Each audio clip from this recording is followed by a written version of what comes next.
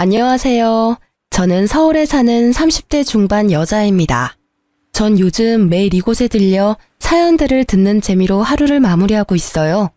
곧 초등학생이 되는 개구쟁이 아들과 둘이 살아서 정신없이 하루가 지나가는데요. 사연을 들으며 웃고 우는 순간이 요즘 제 하루에서 유일한 힐링의 시간이 되고 있어 항상 고마운 마음이랍니다. 그래서 용기를 내어 저의 이야기도 한번 해보려고 이렇게 사연을 보냈어요. 저도 정말 만만치 않은 시모와 남편을 겪고 학을 떼고 이혼을 했거든요. 제 기막힌 사연도 한번 들어봐 주세요. 그럼 시작해 볼게요.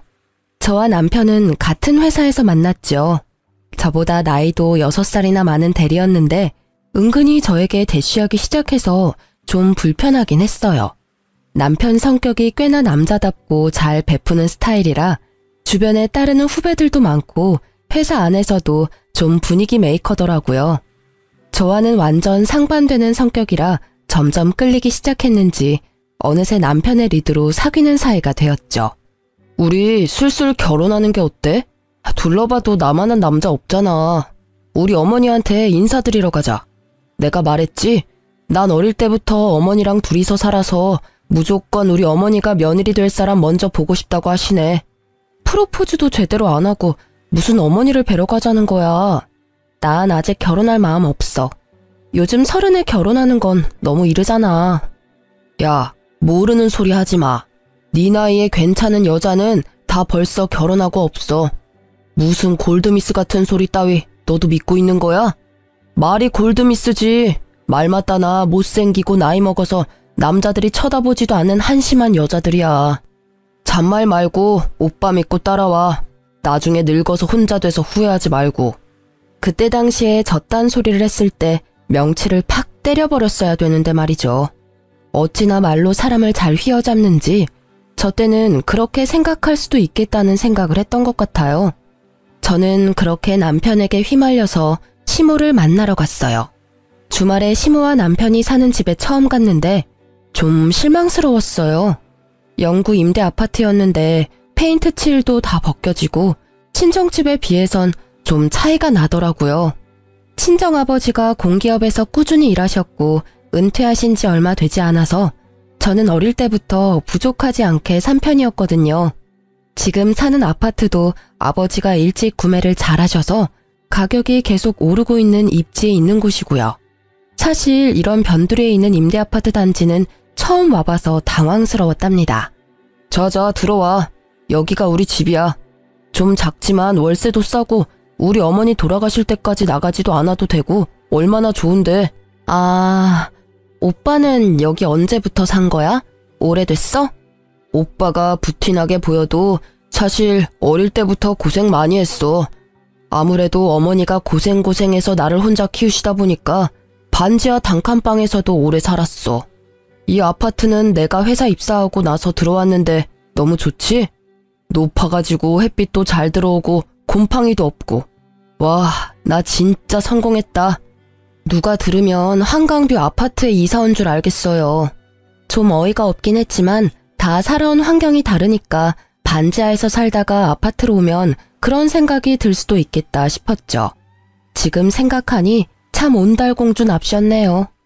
네가 영은이니? 그래, 종수한테 말 많이 들었다. 자, 앉아라. 집이 좋아서 놀랬니? 집이 아주 아담하지만 괜찮지? 구조도 괜찮고 겨울에도 얼마나 따뜻한지 모른다. 이참에 너네 신혼집을 여기 옆동에 오면 참 좋겠는데 아무래도 기준이 높아서 들어오긴 쉽지가 않겠지? 아, 아무래도 그렇죠. 오빠한테 듣기론 기초수급자시라고. 제 주변엔 기초수급자이신 분은 없어서 그게 기준이 높은 건지는 몰랐네요. 너 지금 내가 기초수급자라고 무시하니? 이거 되는 게 얼마나 힘든지 알아? 얘가 세상 돌아가는 걸 모르네.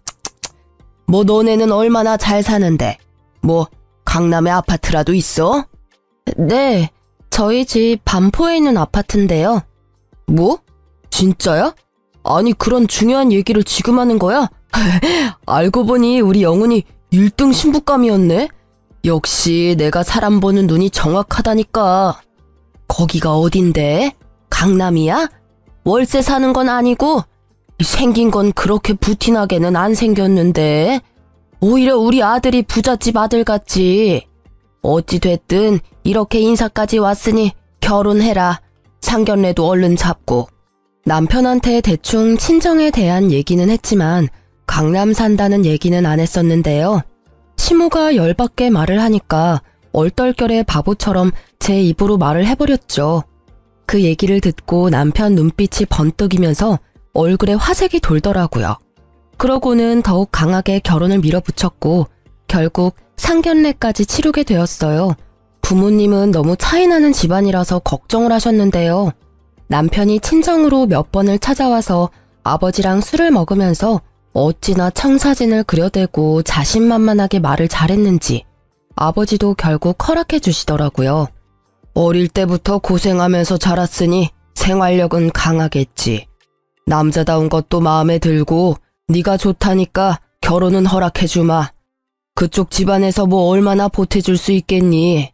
일단 박서방한테는 말하지 말고 내가 전세금 대줄 테니까 아파트 한번 찾아봐. 저를 위해서 평생 모으신 돈을 아낌없이 내주시는 부모님께 얼마나 감사하고도 죄송했는지 몰라요. 그렇게 회사 근처에 20평대 아파트 전세를 구해서 신혼집을 마련할 수 있었죠. 시모가 처음 신혼집에 왔던 날이 기억나는데요. 진짜 지네 집이 제일 좋다고 생각을 했던 건지 들어오자마자 놀라서 입을 떡 벌리더라고요. 세상에 우리 아들이 진짜 성공했네. 이렇게 넓고 좋은 집에서 살다니. 어머어머, 이 냉장고에서 지금 정수기 나오는 거야? 장하다 장해. 엄마, 이제 우리도 어깨 쫙 펴고 살 날만 있는 거야. 이참에 엄마도 여기 와서 같이 사는 게 어때?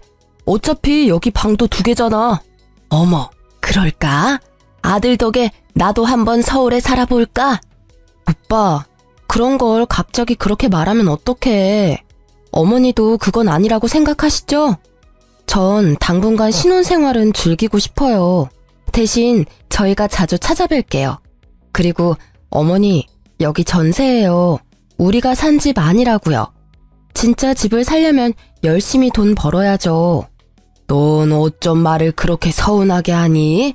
누가 진짜 여기 산대? 해보는 말이지. 나도 네 눈칫밥 먹으면서 살 생각 없다. 애가 어쩜 저렇게 매정해? 남편이 저를 원망의 눈초리로 쳐다보는 걸 느꼈지만 저는 주방으로 들어가 버렸어요. 어찌나 자기 엄마를 끔찍하게 생각하는지 왜 결혼을 했나 싶더라고요. 시모의 집과 신혼집은 차로 40분 거리에 있었는데요. 결혼한 후로 매주 집에 오라고 전화를 엄청나게 해대는 거예요. 제가 안 받으면 남편한테 해서 기어코 주말에 집에 오게 만들더라고요. 회사에서 시달리다가 주말에야 좀 늦잠 좀 자고 쉬고 싶은데 3주 연속 시댁에 가니까 진짜 너무 화가 나더라고요. 더 싫은 건 시모가 차려주는 밥상이었어요. 차려주는 것도 아니었죠. 제가 차리는 거죠. 시모집 냉장고를 열어보면 아주 반찬통이 빼곡하게 채워져 있어요. 온갖 밑반찬들이 있는데 그게 사실 동사무소에서 갖다 주는 거였는데요. 문제는 언제 받은 건지도 모르는 것들이 꽉 채워져 있다는 거였죠. 밥통에 밥만 하고 반찬들 좀 싹 꺼내서 먹고 싶은 거 덜어서 먹어라. 아주 한식 뷔페가 따로 없지. 나 같은 시어머니가 어딨니? 다들 그냥 며느리한테 밥하라고 시키기만 하지. 나처럼 다 준비해 놓는 시애미가 어딨어. 우리 엄마가 최고지. 그거 있어? 소세지 볶음. 난 그거 해다 주는 게 제일 좋더라. 내가 항상 다 먹었잖아. 아유, 그럼 그거 오면 우리 아들 먹으라고 먹지도 않고 잘 보관해두지. 얘, 반찬 좀 싹 정리하고 너 먹고 싶은 거 있으면 다 싸가라. 어머니, 이거랑 이거는 다 상했어요. 버리는 게 절반이라고요. 다 먹지도 못하시면서 왜 이렇게 많이 받으시고 냉장고에 쌓아두세요? 저희 오면 밖에 나가서 맛있는 거 먹어요. 저도 주말엔 맛있는 거 먹고 싶어요. 너 반찬 하나 만드는 게 얼마나 돈이 드는지 알아? 이렇게 받아먹는 게 얼마나 대단한 건데 얘가 그걸 모르네. 요즘 반찬 가게에서 다들 사 먹더만. 난 공짜로 다 이렇게 받아먹는데 얼마나 좋니? 너희들 생각해서 다 싸주려고 받아두는 거지. 잔말 말고 싹 싸가. 넌 싫어해도 우리 아들은 잘 먹으니까. 그래, 다 가져가자. 내가 다 먹을 거야. 그럼 되잖아.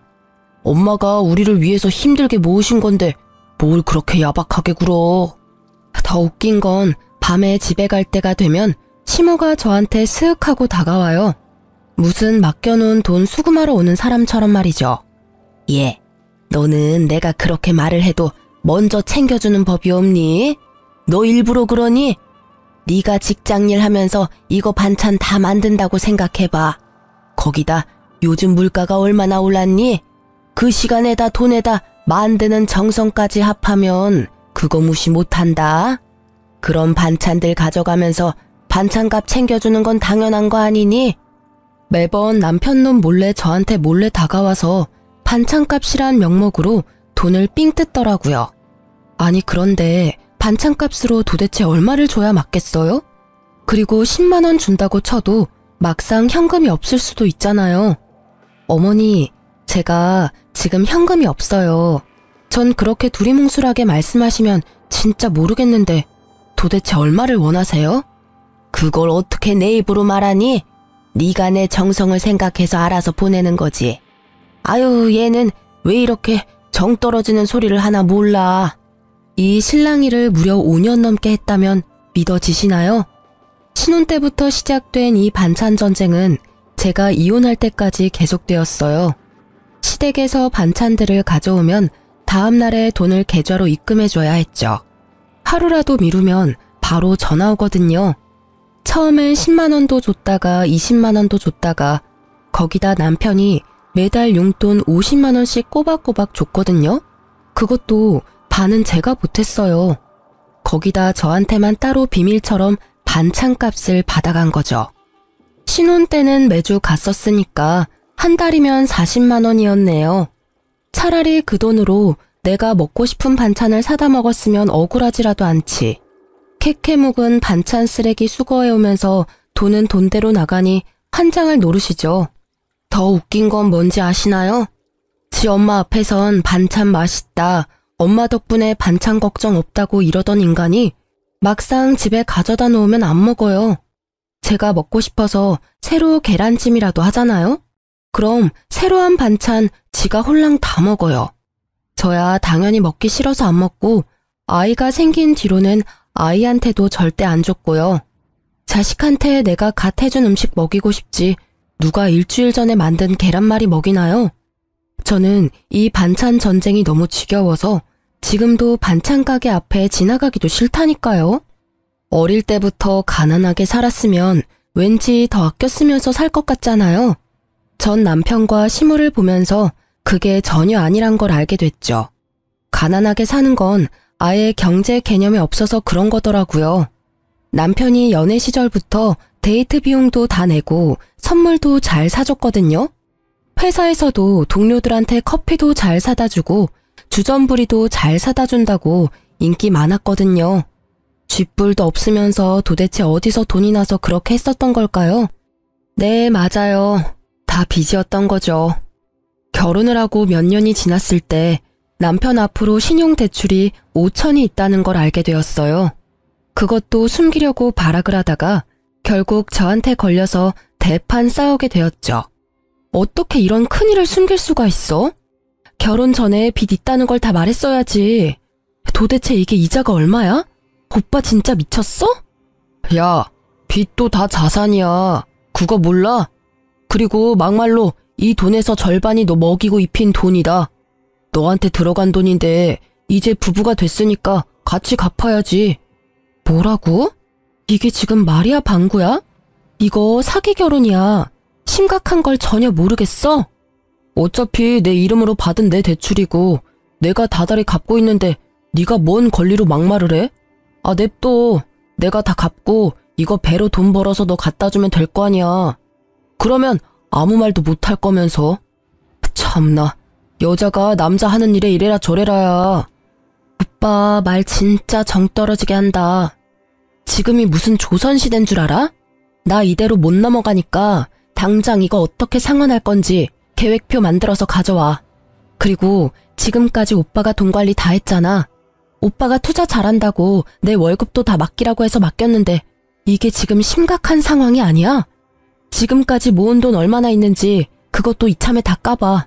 안 그럼 나 우리 부모님한테도 다 말하고 이혼할 거니까.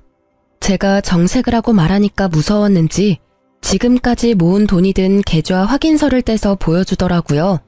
그나마 모은 돈이 있어서 안심이 되었어요. 대출이 있어서 5년 동안 모은 돈이 하나도 없으면 어떻게 할지 너무나도 걱정을 많이 했었거든요. 자, 봤지? 돈 관리는 걱정 말고. 내 대출은 내가 총각 시절에 만든 거니까 넌 진짜 신경 쓸 거 없어. 내가 내 월급에서 떼서 잘 갚을 테니까 이제 화 좀 풀어봐. 이번엔 이렇게 넘어가지만 앞으로 지켜볼 거야. 우리 아들도 있는데 남부럽지 않게 키우려면 돈 모아야지. 집도 사야 되고. 아, 그럼. 오빠 못 믿어? 걱정 마. 내가 네 노후까지 다 책임질 테니까. 남편이 워낙 말빨로 사람을 홀리는 걸 잘하다 보니 그래도 남편이고 우리 아이의 아빠인데 한 번 더 믿어보자는 생각을 했던 것 같아요. 저는 미래를 생각하면 더욱 암담해서 허리띠를 더 졸라가며 마시고 싶은 커피도 못 마시고 살고 있었는데요. 남편은 예전과 다름없는 모습을 보여줬어요. 여전히 주변 사람들한테 잘 쏘고 언제 그렇게 쇼핑을 하는지 자기 옷이며 가방도 척척 사입었죠. 지금 생각해보면 그러면서도 지 아들 장난감 하나도 사들고 오지 않았었네요. 시모도 경제 개념을 말아먹은 건 매한 가지였는데요. 사실 남편놈이 시모가 하는 짓을 그대로 배운 거라고 봐야겠죠. 기초 수급자라면서 얼마나 옷을 화려하게 입고 다니는지 매주 새로운 가방을 들고 다닐 정도였어요. 근데 그게 좋은 가방, 좋은 옷 그런 것도 아니에요. 맨날 시장에서 파는 큐빅 잔뜩 박힌 티셔츠 10,000원짜리, 20,000원짜리를 매일 사는 거예요. 싸다고 저거 사고 이거 사면 하루에 10만 원은 뚝딱인 거죠. 차라리 10만 원짜리 괜찮은 거 하나 사면 그렇게 한심해 보이진 않을 텐데 말이죠.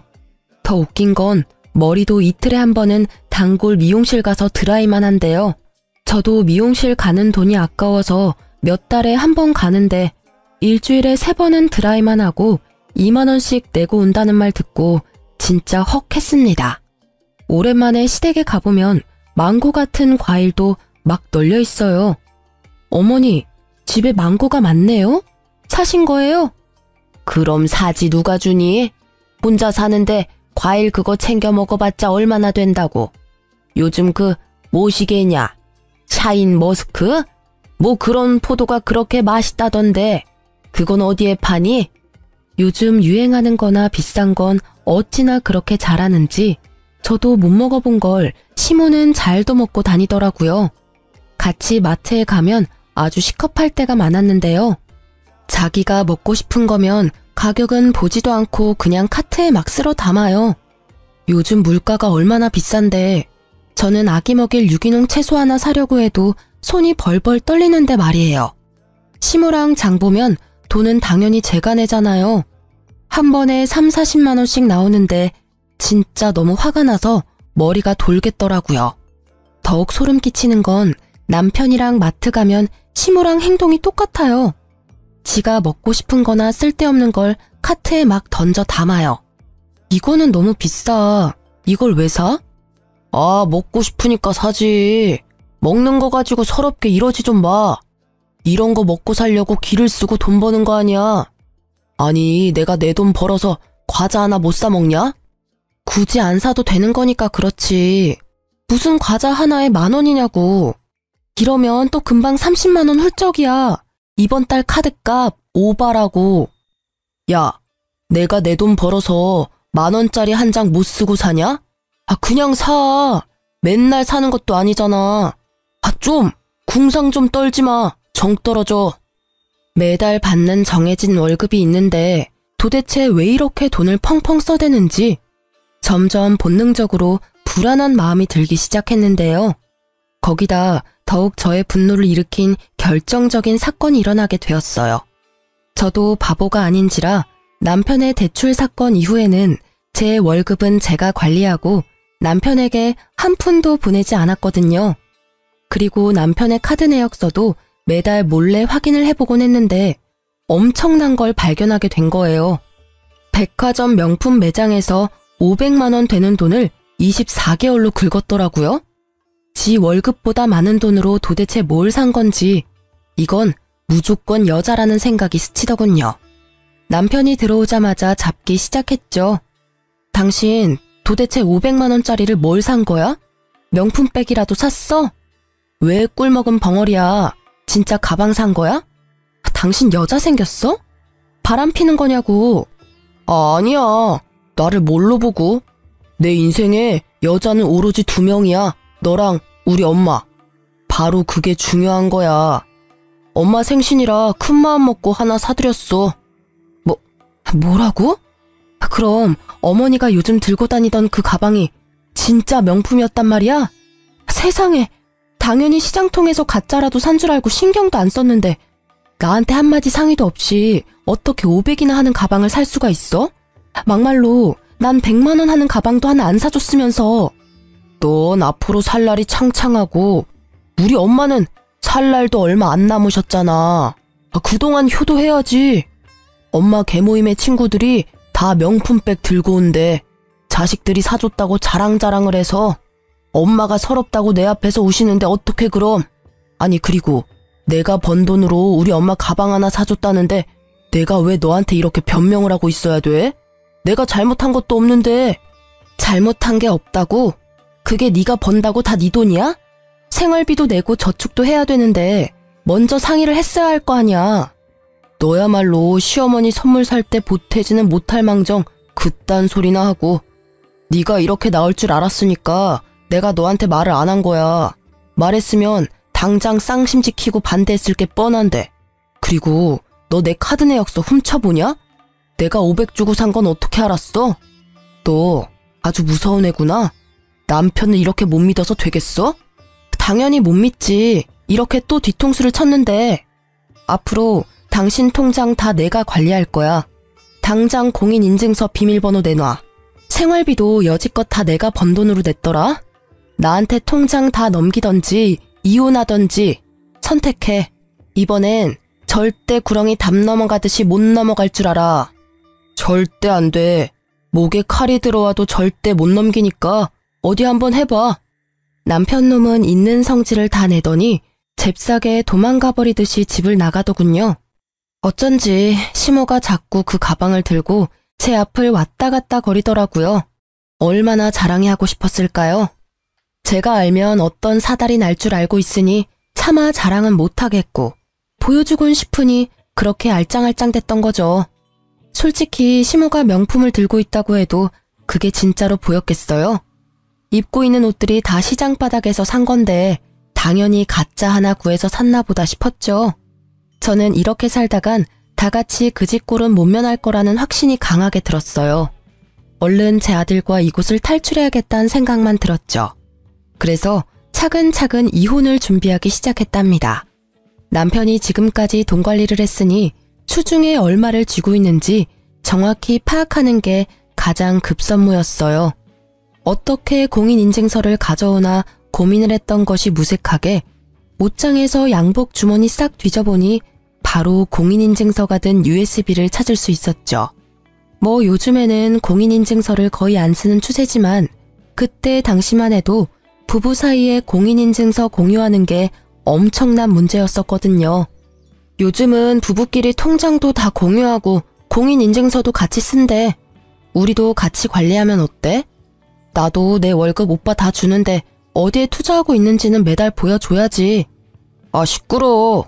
오빠 못 믿어? 잘 되고 있는 투자는 누구한테 보여주는 거 아니야. 바로 부정 타는 거야. 나처럼 듬직한 남편이 알아서 착착 불려준다는데 지금 나 의심해? 넌 이상한 친구들 말 믿는 게 문제야. 저는 남편이 죽어도 안 알려주려고 하고 물어만 봐도 짜증내고 피해서 공유할 생각도 못했었는데 제 자신이 얼마나 바보 같았는지 몰라요. 진작 개싸움을 해서라도 알아냈었다면 처음부터 남편 놈한테 휘둘리지 말고 내가 돈 관리를 했다면 제 피 같은 돈이 다 사라지진 않았겠죠. 네, 맞아요. 예전에 남편이 5천 정도 모아둔 잔고 내역서를 보여줘서 안심을 하고 있었던 제 자신을 흠씬 패주고 싶더군요. 남편 통장엔 아무것도 없었어요. 오히려 마이너스 통장에 그새 더 불어난 대출금만 있더라고요. 그래서 돈을 그렇게 물 쓰듯이 쓰고 다녔던 거죠. 지 월급과 제 월급을 다 털어쓰고 거기다 마이너스 통장에서 빼쓰고 대출까지 받아가면서 말이에요. 확인을 해보지 않아도 저한테 보여준 잔고 내역서가 거짓이었다는 걸 본능적으로 느낄 수 있었죠. 그러고도 남을 놈이었으니까요. 저는 배신감과 분노에 몸이 바들바들 떨려왔어요. 참 타이밍도 기가 막히지. 마침 시모가 전화가 오더라고요. 너는 어쩜 며느리라는 게 안부 전화도 없니? 거기다 이번 주에 내 생일인데 주말에 온다느니 뭐 말이 있어야 될 거 아니야. 생일 챙겨달라고 전화하신 거예요? 어머님 아들이 큰 거 사줬잖아요. 500씩이나 되는 명품백을 받았는데 또 뭐가 필요하신데요? 너 말이 삐딱하다. 비밀로 하자더니 네 남편이 벌써 얘기했어. 내가 그동안 너한테 말을 못해서 그렇지 내 친구들이 명품백 안 든 애들이 없다. 내가 늙어가는 마당에 얼마나 주눅이 들고 서러웠는지 말도 못한다. 우리 아들이 큰맘 먹고 지 월급으로 사줬는데 뭘 그렇게 승질을 내고 그러니? 어머니, 막말로 강남에 사는 우리 친정엄마도 10만 원도 안 되는 가방 들고 다니세요. 어머니가 왜 500만 원짜리 가방이 필요하신데요? 가는 데가 동네 시장밖에 더 있어요. 사람들이 그거 진짜로 보지도 않아요. 아유, 그래. 너가 배 아파서 그러는 거 다 안다. 걱정 마. 너 어디 중요한 데 갈 때 내가 언제든지 빌려줄 테니까. 그럼 됐지? 그나저나 내 친구들은 생일 때 며느리가 해외여행 패키지를 보내주더라. 부부면야 해외여행 둘이 가면 얼마나 재미지겠니? 난 뭐 혼자니까 그런 거 가라고 해도 안 간다. 내가 서러워하는 걸 아니까. 아니, 그런데 이번에 내 친구들이 내 생일 맞아서 같이 제주도를 가자네. 저한테 그 얘기를 왜 하시는 건데요? 그럼 친구들이랑 가시면 되겠네요.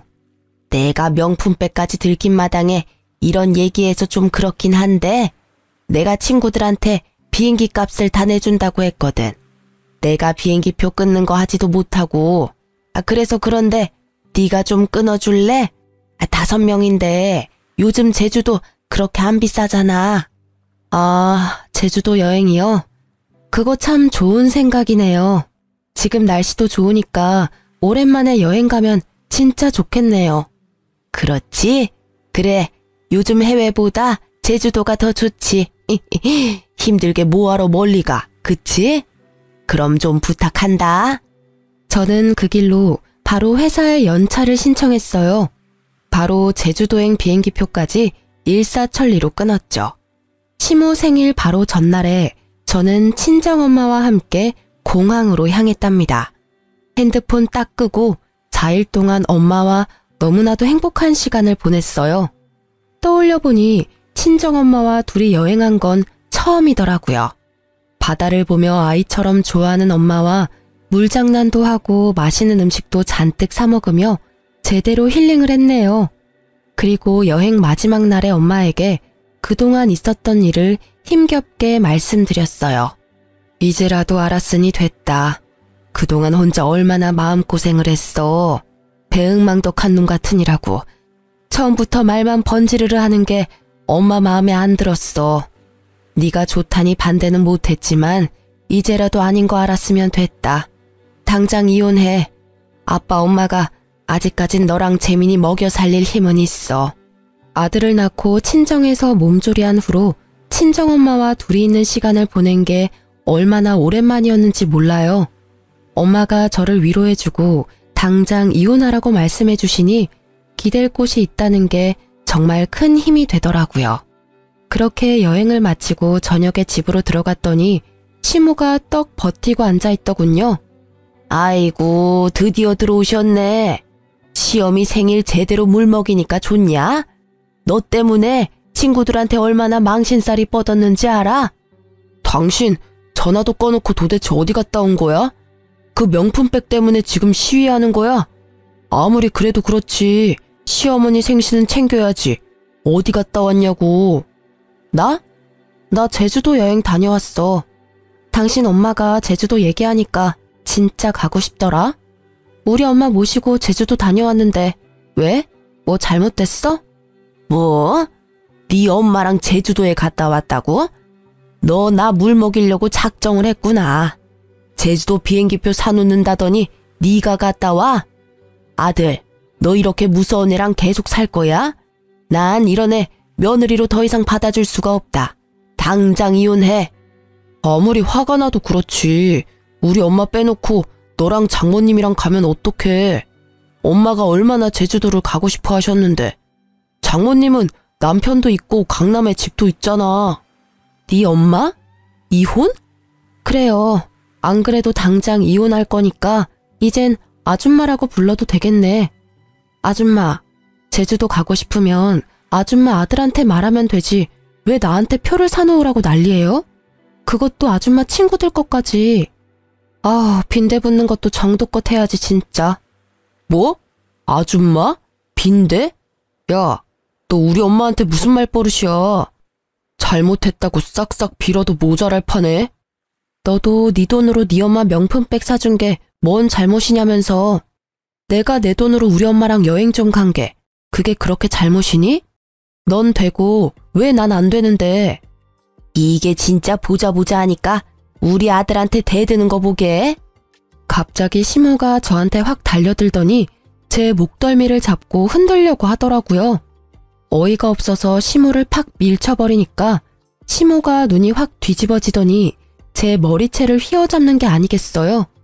제가 악소리를 내며 시모 얼굴을 손가락으로 마구 밀며 저항했는데 소나기 힘이 어찌나 센지 머리 가죽 벗겨지는 줄 알았네요.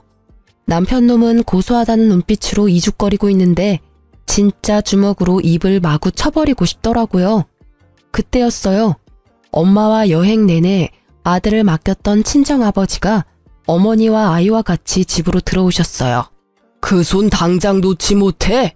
이 할망구가 노망이 났나? 친정아버지가 천둥처럼 크게 소리를 지르시며 시모를 세게 밀쳐버렸어요. 시모가 바닥으로 내동댕이 쳐졌죠. 친정엄마는 못 볼 꼴을 보일까 얼른 아이를 데리고 방으로 들어가 주셨어요. 우리 딸 등에 빨대 꼽고 산 벌레 같은 인간들이 이젠 내 귀한 딸한테 손찌검까지 해? 너희들은 내가 절대 그냥 안 넘어가.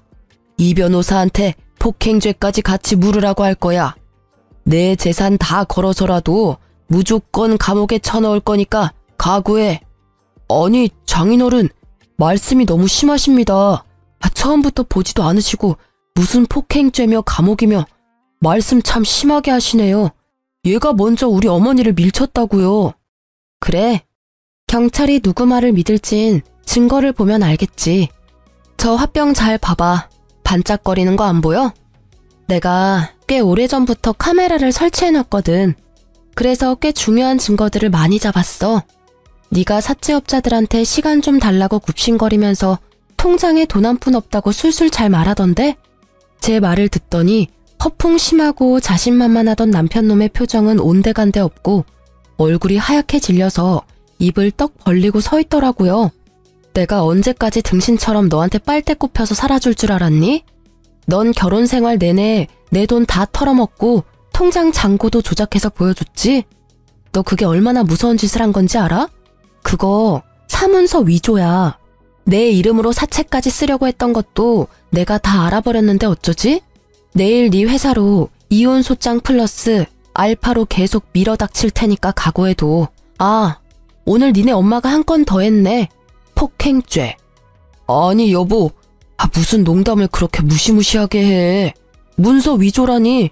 난 우리 가정의 평화를 위해서 돈 없는 거 알면 당신 놀랄까봐 당신을 위해서 그런 거야. 내가 잘못했어 여보.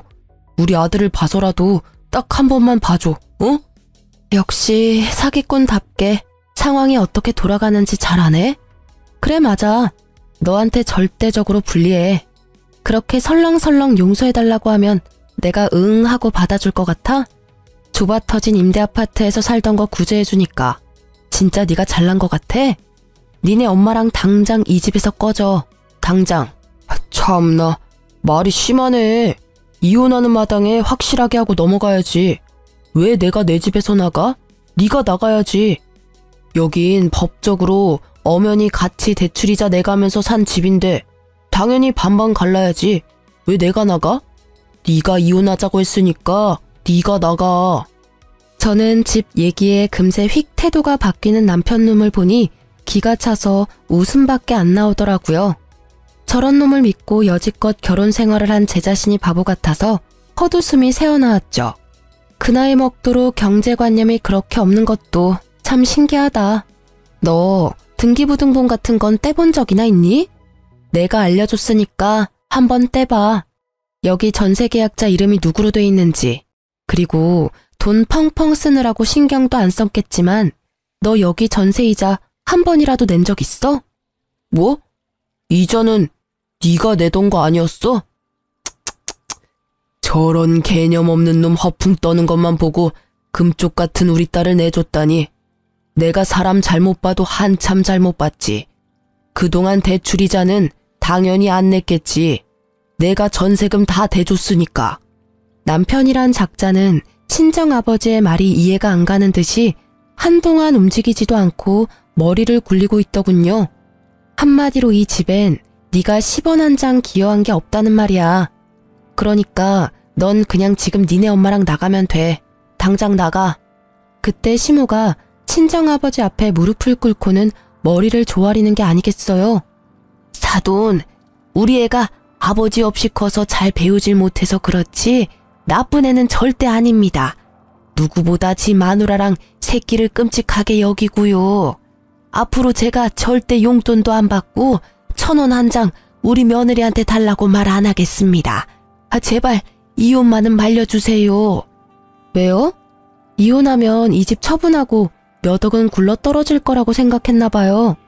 그러게 분수에 맞게 살았으면 남들 사는 반이라도 살았죠. 다시 아들이랑 그 잘난 10평짜리 임대 아파트로 돌아가서 행복하게 사세요. 되바라진 저는 이만 빠져줄 테니까. 친정아버지가 엎드린 시모를 질질 끌어 복도 밖까지 밀어버렸어요. 남편 놈은 혼이 나갔는지 제가 밀어대니까 스스로 밖으로 걸어나가더라고요. 저는 남편과 시모를 내쫓고 일사천리로 일을 진행했죠. 사실 집주인이 친정아버지의 친구분이셔서 금세 새로운 세입자를 구하고 전세금도 다 돌려받고 그 집을 처분했고요. 남편과 이혼 소송도 시작했죠. 차체까지 끌어다 쓴 전 남편은 변호사 구할 돈도 없어 보이더라고요. 당연히 제가 승소했고 친권과 양육권도 가져올 수 있었어요. 게다가 남편 놈이 저의 돈을 모두 탕진한 것을 인정받아서 그 금액만큼 위자료까지 인정받았답니다. 그러면 뭐하나요? 땡전 한 푼 없는 알거지인걸요. 매달 50만 원으로 책정된 양육비도 제대로 줄까 말까 했답니다. 전 그깟 돈보다는 다시는 시모와 전 남편 얼굴을 보지 않고 살 수 있다는 그 자체로 그간의 아픔을 보상받을 수 있을 것 같았어요. 오히려 매달 그 돈 받으려고 그 인간한테 연락하는 것보단 그 인간 상종 안 하고 제가 그 돈 벌고 말죠. 그렇게 몇 개월이 지나고 저는 아들과 둘이 살 조그마한 아파트를 장만하고 하루하루 바쁘게 일하면서 잘 살고 있었어요. 남편놈과 시모가 제 인생에서 사라지니 돈이 얼마나 잘 모이는지, 그동안 그 인간들이 얼마나 돈을 물쓰듯 써댔는지 실감이 나더라고요. 양육비며 위자료며 한 푼 받은 것도 없지만 목소리도 듣기 싫어서 생각하지도 않으려고 했었죠. 그러던 어느 날 유치원 선생님이 전화가 오셨더라고요. 재민이 어머님, 오늘 재민이 아버지란 분이 재민이 데리고 가신다고 오셔서 확인해 보려고 전화드렸어요. 네? 선생님, 제가 지금 갈 테니까 절대 재민이 보내시면 안 돼요? 저는 1시간 일찍 퇴근해서 불이 나게 유치원으로 달려갔어요. 유치원 문 앞에서 초라한 행색의 전 남편이 문틈 사이로 안을 보고 있더라고요. 지금 뭐 하는 거야? 당장 안 떨어져? 여긴 왜 온 거야? 애 양육비도 안 보낸 주제에 무슨 염치로? 여보, 제발 한 번만 나 좀 살려줘. 나 지금 너무 힘들어. 우리가 부부로 산 인연이 있는데 당신밖에 날 구해줄 사람이 없어. 사채업자들이 회사까지 찾아와서 잘린 지는 오래고 집까지 와서 맨날 죽치고 있잖아. 어머니도 중풍으로 쓰러지셨어. 난 그놈들한테 쫓기느라 집에도 못 들어가고. 불쌍한 우리 어머니 거동도 못 하시는데 제발 당신이 좀 가서 봐주면 안 될까? 개 풀 뜯어먹는 소리 하고 있네. 그렇게 반찬 갖다주는 복지과 직원들이 많은데 왜 나한테 부탁을 해? 네 엄마나 네가 동사무소 가서 간병이니 뭐니 벌써 신청 다 했겠지. 안 봐도 비디오다. 언제는 그런 거 신청 안 하는 게 바보라며? 어디서 불쌍한 척은? 그딴 말도 안 되는 소리 하러 또 애 유치원 앞에 나타나기만 해봐. 한 번만 더 오면 접근 금지 신청할 거야. 여보, 제발 한 번만 재민이랑 우리 어머니 만나러 와줘. 재민이 눈에 밟혀서 어머니가 맨날 눈물바람이셔. 난 당신이 보고 싶어서 밤마다 울어. 우리 다시 합치면 안 될까? 으유, 이 화상아, 말 좀 알아들어라. 그런 거짓말 침도 안 바르고 할 거면 양육비나 한번 보내고 하던가. 당장 꺼져. 다신 찾아오지 마. 법적으로 한다고 하니 무서웠던 건지 사채업자들한테 쫓기느라 정신없는 건지 그 후로 전 남편을 보는 일은 없었답니다. 앞으로도 제발 다신 보지 않았으면 좋겠어요. 그 인간과 함께했던 약 10여 년의 시간이 저에게는 인생의 암흑기였고 다신 떠올리고 싶지 않거든요. 그 인간과 이혼하지 않았더라면 저도 사채업자들한테 매일 시달리고 우리 부모님까지 시달렸을 생각을 하니 이혼이 진짜 신의 한 수였다는 생각이 들어요. 놓아야 할 순간에 그게 낭떠러지처럼 보일지라도 과감하게 놓을 줄 아는 것도 인생을 살아갈 때 참 중요한 것 같아요. 지옥불 앞에서 무사히 살아나왔으니 저는 당분간은 아이와 재밌게 살아가고 싶어요. 혼자만의 시간을 가진 것도 참 오랜만이라 매일이 소중하게 느껴지는 요즘입니다. 만약 지금 놓아야 할 순간인 걸 알면서도 무서워서 정 때문에 망설이고 계신다면 저처럼 과감하게 행동해보라고 말씀드리고 싶어요. 그럼 기적처럼 새로운 문이 열리더라고요. 이렇게 제 이야기를 해보았는데 어떠셨나 모르겠어요. 오늘도 사연 듣는 모든 분들이 행복하길 바라보면서 글을 마칠게요. 들어주셔서 정말 감사합니다.